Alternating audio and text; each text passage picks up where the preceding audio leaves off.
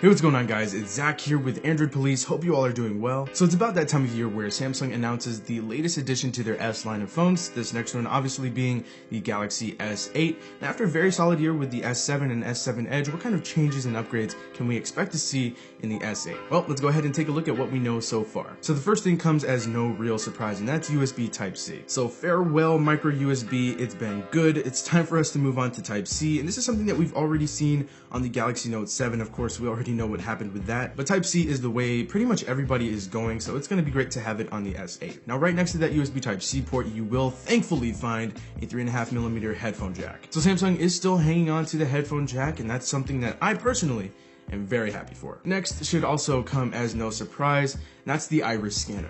We also saw this on the Galaxy Note 7, and this is a feature I actually found to be sort of useful. It could be considered gimmicky, but in all honesty, it did work well, and it provided a new form of security for your smartphone, so it'll be nice to have it around, and it will in fact be a better, faster version than the one found on the Note 7. Alright, so next up we have improvements to the hardware. So as we've seen in leaks all over the place, the S8 will have incredibly small bezels, and this is something that we all welcome, so we'll be getting a much better screen to body ratio. Not too sure how this will affect rigidity as far as drops go, but we'll just have to wait and see. The screen will also have curved corners, so that'll be neat to check out, definitely add something new. Now with those smaller bezels, this will open the door for larger screens. Now some of you did fist pumps, while the rest of you probably rolled your eyes at that one. There will be two sizes, and the regular S8 will have a 5.8-inch display, and the larger plus size model will have a 6.2-inch display. Whoa, wait, what? At first, this seems like Samsung is just gonna go crazy making these giant phones that you can't handle. But don't worry, they're actually just making the screens taller. So instead of the regular 16:9 aspect ratio, we're actually getting 18.5:9,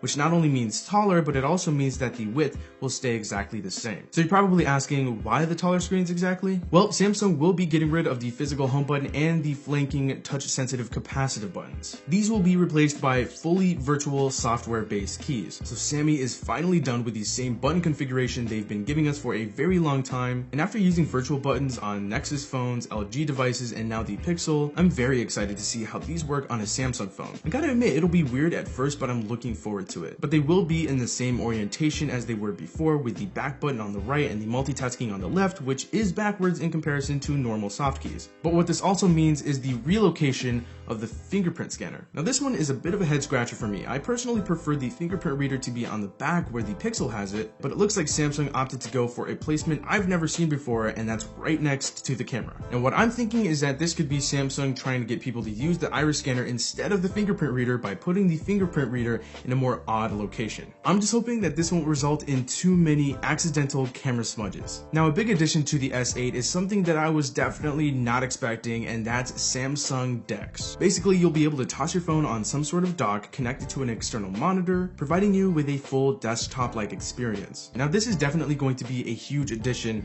to the S8, and it's a great selling point. It's something that is sure to make the S8 a much more versatile device. But of course, that hinges on whether DeX will even be good or not. We'll just have to wait and see. But other than those things, you can expect the regular specification bumps, better cameras, faster processor. We're thinking that some of them will at least have the Snapdragon 835, but surprisingly enough, one thing that won't be getting a bump will be the size of the batteries. They will be sticking a 3000 mAh battery in the regular S8, and in the Plus model they will be sticking a 3500 mAh battery, which is actually smaller than the one found in the S7 Edge. So I'm kind of nervous about that, but we're just gonna have to wait and see for that one as well. So that pretty much does it for the video. We're just about 1 month away from the official unveiling of the S8, but I want you guys to hit up the comment section and let me know what you think about all of the things confirmed about the Galaxy S8, and if you'll be picking one up or not based on those leaks. But anyway, that's been it. I hope you guys enjoyed the video. If you did, feel free to hit that like button, subscribe to the Android Police channel if you haven't already. But that does it for me. I'll talk to you guys later, and thanks for watching.